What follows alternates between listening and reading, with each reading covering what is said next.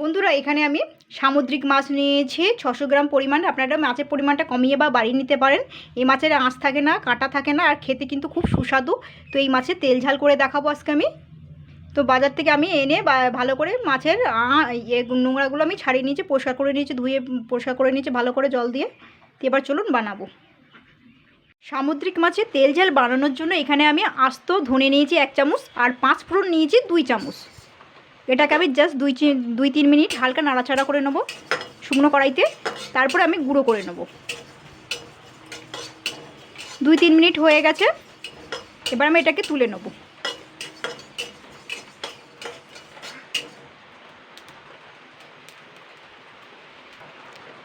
এবার আমি কড়াইতে তেল দিয়ে দিচ্ছি বেশ খানিকটা।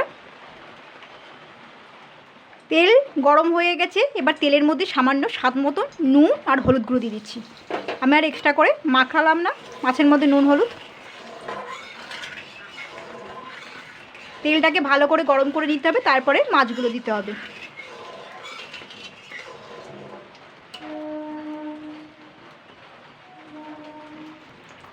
তেল গরম হয়ে গেছে, এবার আমি মাছগুলো দিয়ে দেবো, কেটে ধুয়ে রাখা মাছগুলো।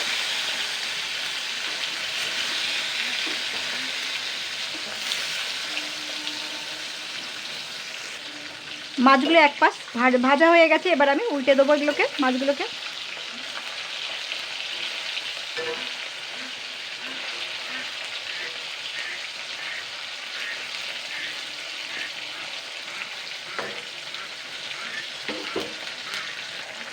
মাছগুলো ভাজা হয়ে গেছে, এবার আমি তেল ঝরিয়ে তারপর আমি মাছগুলো তুলে নেব।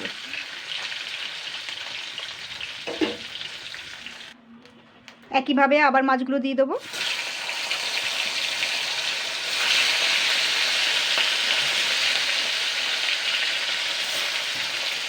মাছগুলো সব ভাজা হয়ে গেছে, এবার আমি 2খানা বড় সাইজের পেঁয়াজ বাটা দিয়ে দিচ্ছি।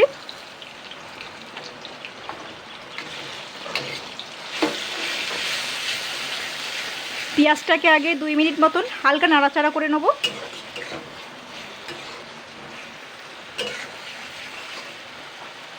এবার আমি 1 চামচ আদা বাটা, রসুন বাটা, 5 ফোড়ন বাটা, ধনিয়া বাটা এটা সব দিয়ে দিচ্ছি। এগুলো দিয়ে আমি নাড়াচাড়া করে নেব আবারও 2 মিনিট।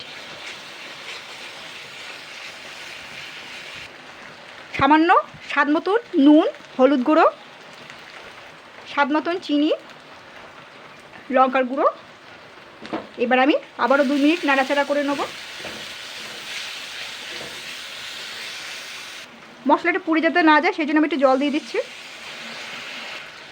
গরম মশলার গুঁড়ো দিচ্ছি 1 চামচ মতো। এটাকে একটু নাড়াচাড়া করে নেব। এবার আমি জল দিয়ে দেবো।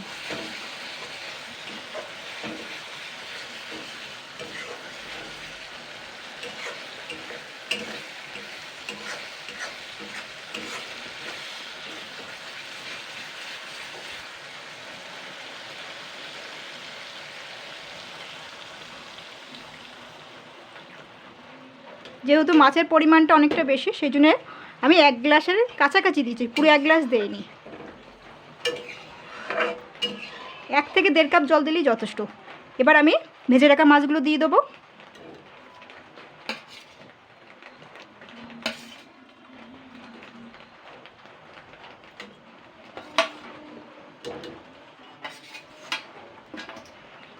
সব দিয়ে দিলাম। মাছগুলো একটুখানি হালকা নাড়াচাড়া করে নেব।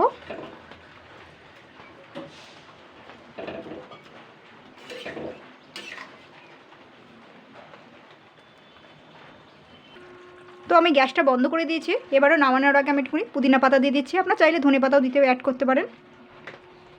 একটু ম্যাগি মশলা দিয়ে দেবো।